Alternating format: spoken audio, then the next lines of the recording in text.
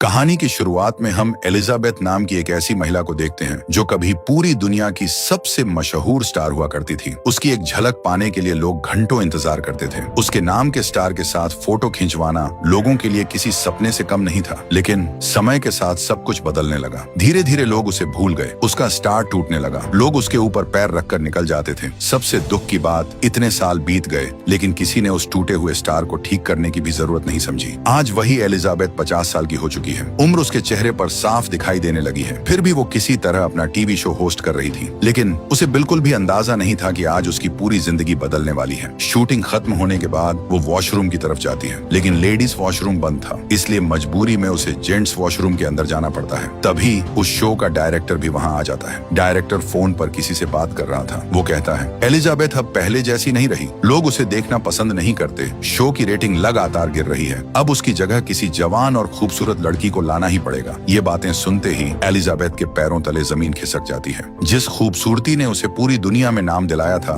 आज वही खूबसूरती उसका सबसे बड़ा दुश्मन बन चुकी थी। वो धीरे धीरे शीशे के सामने जाती और खुद को गौर से देखने लगती है। उसके चेहरे की हर झुर्री उसे ये एहसास करा रही थी कि अब लोग उसे पहले जैसा प्यार नहीं करते। फिर भी वो हार मानने वालों में से नहीं थी। वो सीधे डायरेक्टर के पास पहुंचती है। उसे उम्मीद थी कि शायद इतने सालों की मेहनत देखकर वो अपना फैसला बदल देगा, लेकिन डायरेक्टर ने उसकी सारी उम्मीदें एक ही पल में तोड़ दी। वो कहता है, ये शो सिर्फ खूबसूरती पर चलता है और अब वो खूबसूरती तुम्हारे पास नहीं बची।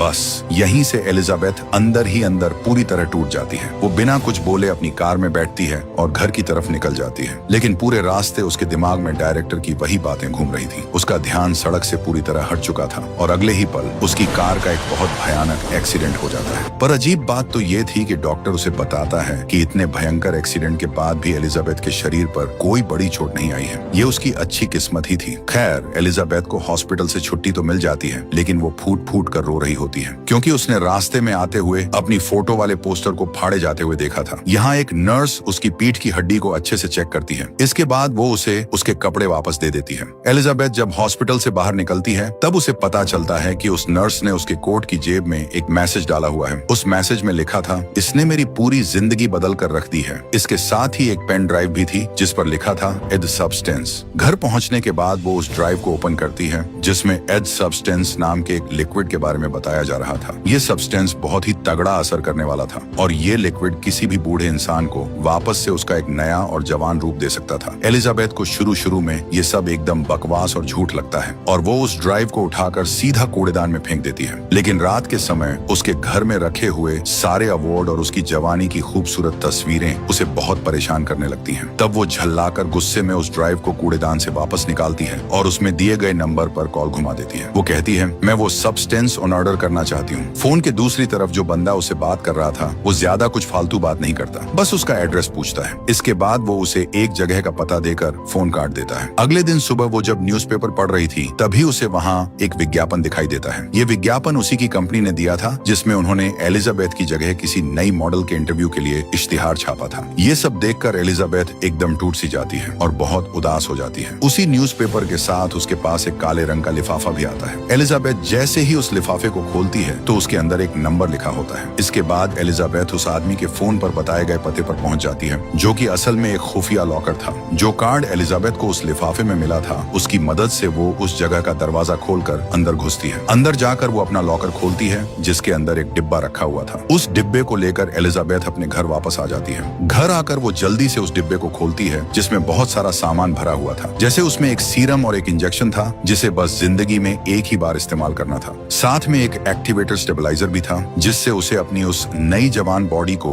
रोज सही रखना था। और ये सारी बातें वो उस ड्राइव वाले वीडियो से पहले ही अच्छे से सीख चुकी थी। अब हर हफ्ते बॉडी को बदलने के लिए वहाँ एक खास तरह का पाइप भी दिया गया था जिससे बॉडी को स्विच किया जा सके। और लास्ट में नई और पुरानी दोनों बॉडी के लिए एक स्पेशल तरह का खाना भी दिया गया था। इसके बाद एलिजाबेथ वॉशरूम में जाती है जहाँ वो काफी देर तक शीशे में अपने शरीर को ही घूरती रहती है। वो ये तय ही नहीं कर पा रही थी कि उसे ये खतरनाक काम करना चाहिए या नहीं। बहुत देर तक सोचने के बाद आखिरकार वो उस हरे रंग के लिक्विड को अपने अंदर इंजेक्ट कर ही लेती है। इंजेक्शन लगाने के थोड़ी देर बाद तक तो उसे बिल्कुल कुछ महसूस नहीं होता, लेकिन इसके तुरंत बाद उसका ऐसा भयानक दर्द शुरू होता है जिसे बर्दाश्त करना मुश्किल था। वो दर्द के मारे बुरी तरह तड़पने लगती है। तभी हम देखते हैं कि उसकी आंखों की पुतलियां डबल होने लगती हैं। इसके बाद उसकी कमर से लेकर पूरी पीठ बीच से फट जाती है और उस फटे हुए शरीर के अंदर से एकदम नई और जवान लड़की बाहर निकलती है। ये एलिजाबेथ का नया रूप था, मतलब उसकी एकदम नई बॉडी। एलिजाबेथ को जब अपने इस नए शरीर को देखकर अपनी आंखों पर यकीन ही नहीं होता कि इस जादुई लिक्विड ने सच में काम कर दिया है। वो अब इतनी ज्यादा खूबसूरत और जवान हो चुकी थी जितना उसने कभी सपने में भी नहीं सोचा था। बहुत देर तक शीशे में अपनी इस नई खूबसूरती को निहारने के बाद एलिजाबेथ अपनी उस पुरानी वाली बॉडी की फटी हुई पीठ को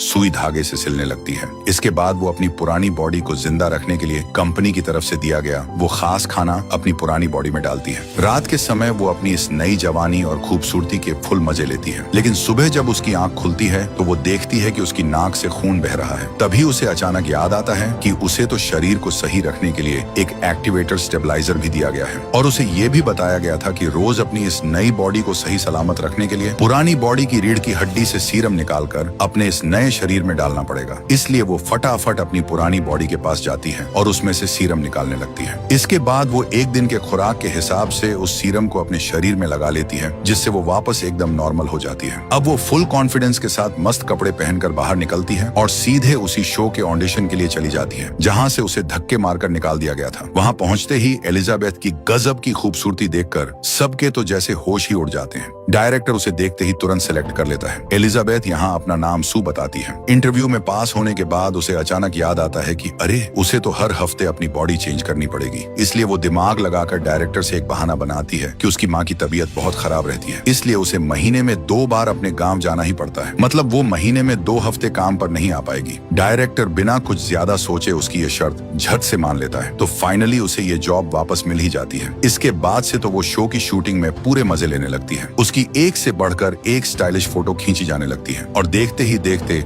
उसके बड़े बड़े पोस्टर और विज्ञापन पूरे शहर में छा जाते हैं। इसी तरह मजे में एलिजाबेथ को इस नई बॉडी में रहते रहते पूरे 6 दिन बीत जाते हैं और आज 7वां दिन था, मतलब बॉडी चेंज करने का दिन। यानी आज से पूरे 1 हफ्ते के लिए उसे वापस अपनी उसी बूढ़ी और पुरानी बॉडी में रहना पड़ेगा। बॉडी शिफ्ट करने के बाद एलिजाबेथ नई वाली बॉडी में पाइप से उसका फूड यानी खाना अटैच कर देती है। इसके बाद वो अपने ऑफिस चली जाती है जहाँ डायरेक्टर उसकी मेहनत के बदले उसे एक गिफ्ट पकड़ाता है और साथ ही उसकी बहुत बेइज्जती करके उसे शो से धक्के मारकर निकाल देता है। ये सब होने के कारण घर आकर एलिजाबेथ को बहुत ही ज्यादा बुरा लगता है। खैर, इसके अगले दिन एलिजाबेथ को न्यूज़पेपर के साथ एक लिफाफा मिलता है। ये उसी कंपनी से आया था जहाँ से उसने वो सब्सटेंस मंगवाया था। उस लिफाफे के अंदर एक मैसेज था जिसमें लिखा था कि उसका नया फूड आ चुका है। एलिजाबेथ फिर उस बताई गई जगह पर जाकर अपना वो फूड ले आती है। अब पूरे 7 दिन खत्म हो जाते हैं और एलिजाबेथ वापस से सू में बदल जाती है। मतलब वो अपनी नई वाली बॉडी को एक्टिव कर लेती है। अब सू उस पुरानी बॉडी को ऐसे ही खुले में नहीं छोड़ सकती थी। वो किसी भी वक्त रंगे हाथों पकड़ी जा सकती थी। इसलिए वो ये जुगाड़ लगाती है कि वो अपने ही घर के अंदर की एक दीवार को तोड़कर वहाँ एलिजाबेथ की पुरानी बॉडी को छिपा कर रखेगी। तो बस अपने प्लान के हिसाब से सू काम पर लग जाती है, लेकिन ये दीवार तोड़ने के चक्कर में बहुत ज्यादा शोर शराबा हो रहा था और थोड़ी ही देर में एक पड़ोसी उसकी शिकायत करने के लिए उसके दरवाजे पर आ धमकता है। लेकिन सू की गजब की खूबसूरती देखकर वो बंदा शिकायत करना तो दूर उल्टा पिघल जाता है और कहता है, अगर कोई भी मदद चाहिए हो तो मुझे बुला लेना, मैं बस पड़ोस में ही रहता हूँ। लेकिन सू तो भाई अपना सीक्रेट काम कर रही थी, इसलिए वो बिना कुछ बोले उस आदमी के मुंह पर जोर से दरवाजा बंद कर देती है। इसके बाद बहुत ज्यादा पसीना बहाकर फाइनली वो एक खुफिया कमरा बना ही लेती है, जिसके अंदर एलिजाबेथ की उस पुरानी बॉडी को एकदम सेफ छिपा कर रख दिया जाता है और साथ में उसकी पुरानी सारी तस्वीरें भी वहीं रख दी जाती हैं। इसके कुछ दिनों बाद एलिजाबेथ अपने इस नए जवान शरीर में इतने ज्यादा मजे कर रही थी कि वो इस पार्टी शार्टी के चक्कर में एकदम भूल ही गई कि भाई आज तो बॉडी बदलने का दिन है। साथ ही उस पुरानी बॉडी का खाना भी खत्म होने वाला था। उस दिन वो मस्ती करने के लिए एक लड़के को अपने घर बुलाती है, लेकिन रात में जब वो अपने काम में बिजी थी तभी अचानक से उसकी नाक से खून बहने लगता है। इसके साथ ही उसके पूरे शरीर में भयंकर दर्द शुरू हो जाता है। उसे तुरंत समझ आ जाता है कि अरे यार, आज तो शिफ्टिंग का दिन था, लेकिन बॉडी शिफ्ट करने के बजाय उसके मन में लालच आ जाता है। वो सोचती है कि कुछ दिन और इसी नई बॉडी में मजे किए जाएं और वो पुरानी बॉडी की रीढ़ की हड्डी हड्डी से सीरम निकालकर खुद को इंजेक्शन लगा लेती है। ऐसा करने से वो उस वक्त तो बिल्कुल ठीक हो जाती है, लेकिन इसका अंजाम कितना खौफनाक होगा ये हमें आगे पता चलेगा। तो वो 7 दिन और मतलब टोटल 14 दिन तक सू इसी नई बॉडी में ही रह जाती है। लेकिन इसके बाद जब वो अपनी बॉडी बदलती है तो वो देखती है कि उसकी एक उंगली पूरी तरह से खराब हो चुकी है, और ये सिर्फ और सिर्फ उसकी लापरवाही का नतीजा था। एलिजाबेथ अब बहुत ज्यादा टेंशन में आकर सीधे कंपनी वालों को कॉल लगाती है और उनसे पूछती है, मुझसे एक गलती हो गई है, मैंने एक साइकिल मिस कर दी है, मैंने टाइम पर अपनी बॉडी शिफ्ट नहीं की, जिसकी वजह से मेरी एक उंगली एकदम खराब हो गई है। क्या इसे ठीक करने का कोई जुगाड़ या सॉल्यूशन है? तब कंपनी वाले साफ साफ जवाब देते हैं, इसका कोई इलाज नहीं है, जो हो गया सो हो गया, उसे अब किसी भी हाल में ठीक नहीं किया जा सकता। और ये बात सुनकर उसकी तो हवा ही टाइट हो जाती है। कंपनी उसे समझाती है, तुम कोई 2 अलग अलग इंसान नहीं हो, तुम एक ही हो, तुम्हारी एक बॉडी से ही तुम्हारा ये दूसरा शरीर बाहर निकला है, इसलिए तुम्हें बहुत संभल कर रहना होगा। खैर, एलिजाबेथ अपना नया फूड का सामान लेकर एक रेस्टोरेंट में पहुंचती है। वहां उसे एक बूढ़ा आदमी दिखाई देता है जो उससे बड़ी अजीबो गरीब बातें कर रहा था। एलिजाबेथ को अचानक याद आता है कि इस बूढ़े आदमी के हाथ पर बिल्कुल वैसा ही मेडिकल वाला निशान बना हुआ है जैसा उसने उस नर्स के हाथ में देखा था। मतलब साफ था कि ये उसी नर्स की पुरानी वाली बॉडी है। वो बूढ़ा उससे पूछता है, क्या तुम्हारी नई बॉडी ने तुम्हें खाना शुरू कर दिया है? ये डरावनी बात सुनकर एलिजाबेथ की तो फट जाती है और वो डर कर वहाँ से तुरंत निकल लेती है। वो घर वापस आकर ये तय करती है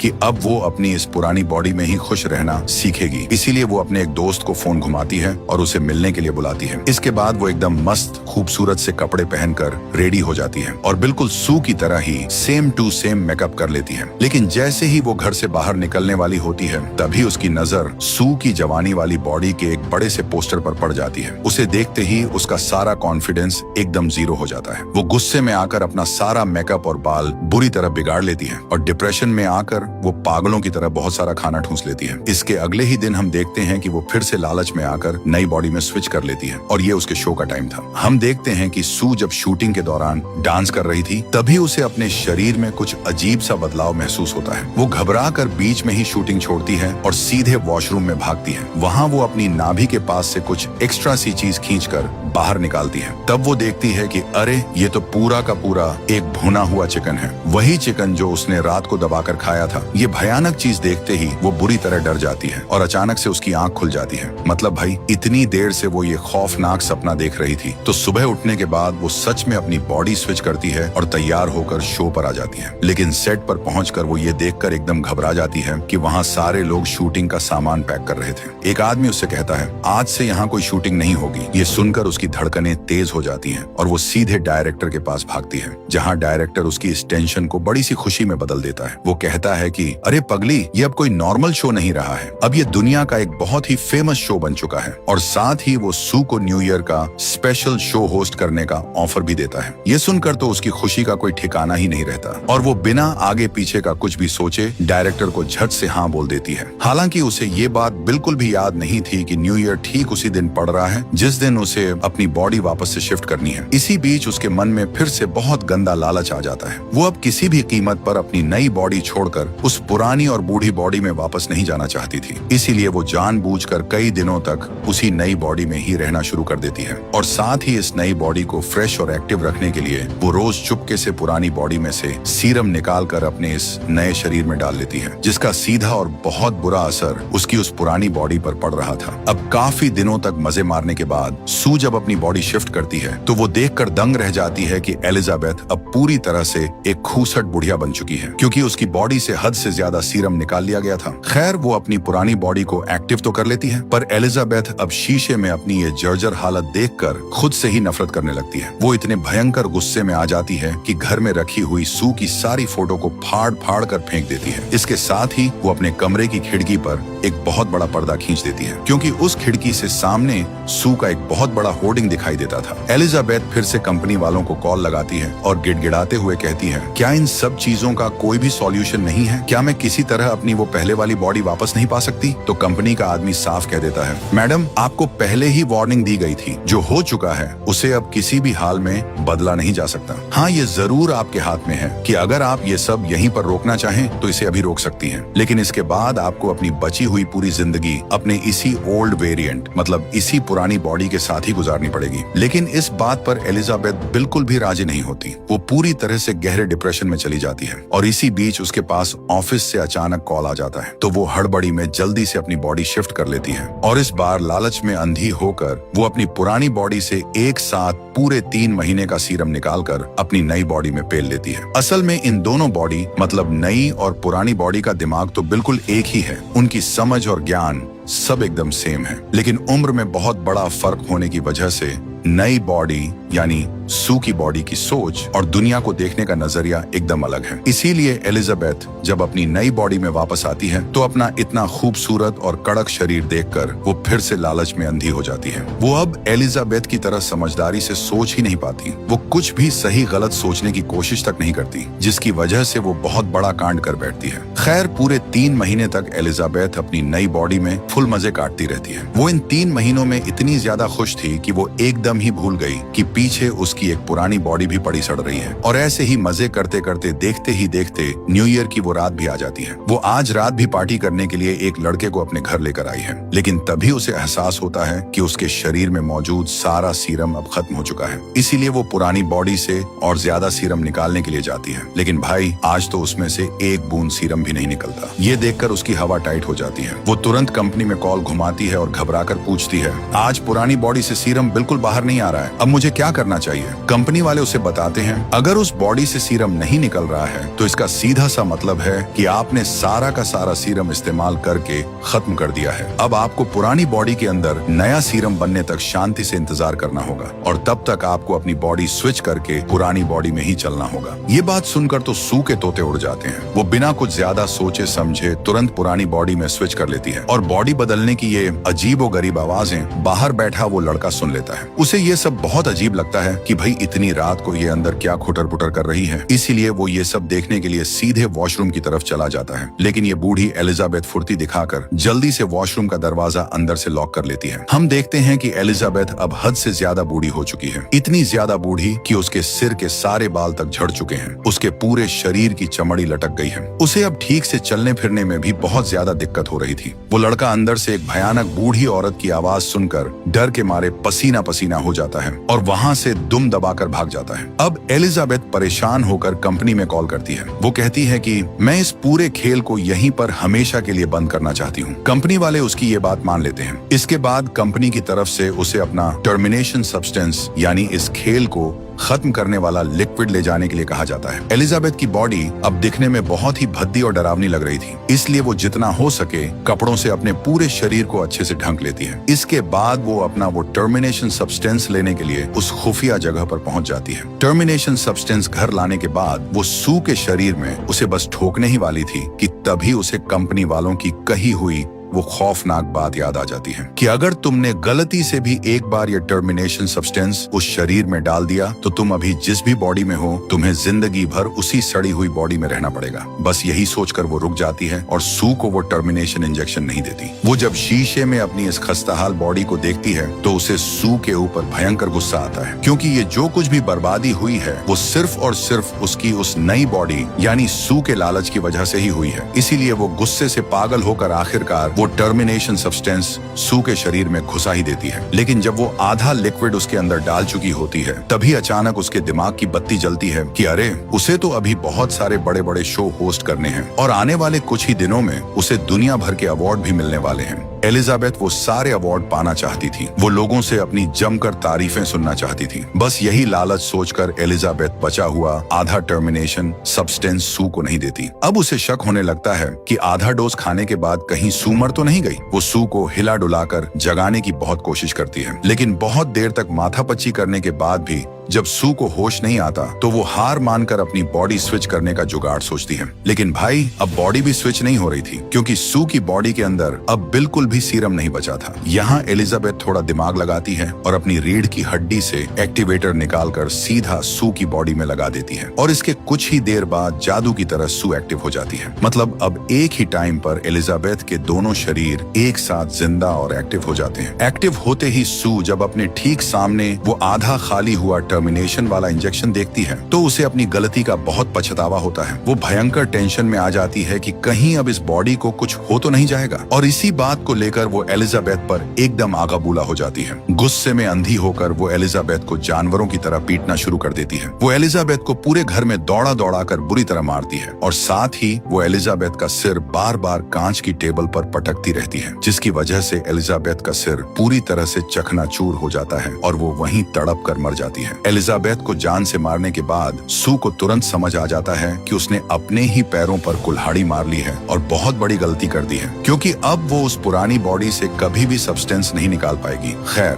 वो वहाँ बिखरा हुआ सारा खून खराबा साफ करती है और तैयार होकर अपने शो के लिए निकल पड़ती है। वहाँ सेट पर पहुँचते ही सारे लोग उसका बहुत ही वीआईपी तरीके से स्वागत करते हैं। उसे ये सब देखकर बहुत मजा आ रहा था, लेकिन तभी अचानक से उसका शरीर एकदम अजीब सा बर्ताव करने लगता है और वो घबराकर तुरंत वॉशरूम में भाग जाती है। वो शीशे के सामने जैसे ही अपना मुंह खोलती है तो देखती है कि उसका एक दांत टूटकर गिर गया है। वो जब चेक करने के लिए अपने दूसरे दांत को छूती है तो भाई वो भी टूटकर सीधा नीचे गिर जाता है। अब उसे अच्छे से समझ आ चुका था कि एलिजाबेथ को जान से मारने की वजह से ही उसकी ये नई बॉडी अंदर से खोखली और कमजोर हो रही है। उसका शरीर का एक एक अंग और चमड़ी सूख कर एकदम रद्दी कागज की तरह होती जा रही थी। अब अगर उसे जिंदा बचना है तो उसे किसी भी जुगाड़ से वो एक्टिवेशन सीरम लगाना ही पड़ेगा। इसलिए वो पागलों की तरह अपने घर की तरफ भागने लगती है। भागते समय उसे अचानक याद आता है कि कंपनी की तरफ से उसे जो सबसे पहला सीरम का पैकेट दिया गया था उसमें अभी भी थोड़ा सा सीरम बचा हुआ है, लेकिन उस सीरम की बोतल पर साफ साफ लिखा था कि इसे जिंदगी में सिर्फ एक ही बार इस्तेमाल किया जा सकता है। लेकिन वो अपनी जान बचाने के लिए किसी भी चीज की परवाह किए बिना उस बचे हुए सीरम को अपने शरीर में घुसा लेती है, और भाई ऐसा करते ही सू को इतना भयंकर दर्द होने लगता है जिसकी कोई लिमिट नहीं थी। पहले की ही तरह एक बार फिर से उसकी पीठ बीच से फट जाती है और उसके अंदर से सू और एलिजाबेथ दोनों के मिक्सचर से बना हुआ एक बेहद घिनौना और अजीब सा शरीर बाहर निकल कर आता है, जिसे देखकर ऐसा लग रहा था जैसे वो कोई बहुत ही खौफनाक राक्षस हो। एकदम बिगड़ा हुआ और सड़ा हुआ शरीर। सू की दिमागी हालत अब इतनी ज्यादा खराब हो चुकी थी कि उसे खुद ही समझ नहीं आ रहा था कि वो अब क्या बवाल चीज बन चुकी है। वो ये तय ही नहीं कर पा रही थी कि वो अब इस शक्ल के साथ सबके सामने जा भी पाएगी या नहीं। लेकिन फिर वो क्या करती है, अपने उस राक्षस जैसे हाइब्रिड चेहरे के ऊपर अपनी एक सुंदर सी फोटो चिपका लेती है और उसी हालत में शो पर चली जाती है। लेकिन जैसे ही वो स्टेज पर पहुंचकर माइक के सामने खड़ी होती है तभी अचानक उसके चेहरे से वो फोटो खिसक कर नीचे गिर जाती है और वहां बैठे सारे लोग उसका वो भयानक और सड़ा हुआ चेहरा देख लेते हैं। ऑडिटोरियम में बैठे सभी लोगों की तो जैसे सांसें ही अटक जाती हैं। तभी उसके शरीर के अंदर से कुछ और ही घिनौनी चीज बाहर निकलने लगती है। ये मंजर देखकर सभी लोग डर के मारे जोर जोर से चीखने चिल्लाने लगते हैं। लोग अपनी जान बचाने के लिए इधर उधर पागलों की तरह भागने लगते हैं। तब भीड़ में से एक आदमी हिम्मत करके बेसबॉल बैट से एलिजाबेथ के चेहरे पर जोरदार वार कर देता है, जिसकी वजह से उसका चेहरा बुरी तरह फटकर इधर उधर जमीन पर गिर जाता है। सभी लोग मौत के डर से इधर उधर भागने दौड़ने लगते हैं और देखते ही देखते एलिजाबेथ की पूरी बॉडी फटकर 2 टुकड़ों में बंट जाती है और फिर वहां से बड़ी अजीब तरह से एलिजाबेथ की बची खुची बॉडी किसी रेंगने वाले कीड़े की तरह खिसकते हुए बाहर निकल आती है और वो रेंगते रेंगते ठीक उसी जगह पर जाकर पहुंचती है जहां कभी एलिजाबेथ का वो स्टार लगा हुआ था। उसकी पूरी बॉडी अब एकदम खत्म हो चुकी थी और अब सिर्फ उसका वो अजीब सा चेहरा उस स्टार के ठीक ऊपर जाकर बैठ जाता है। और दोस्तों, इसी खौफनाक सीन के साथ ये मूवी यहीं पर खत्म हो जाती है। अगर आप लोगों को ये वीडियो अच्छी लगी हो तो यार एक लाइक जरूर कर देना।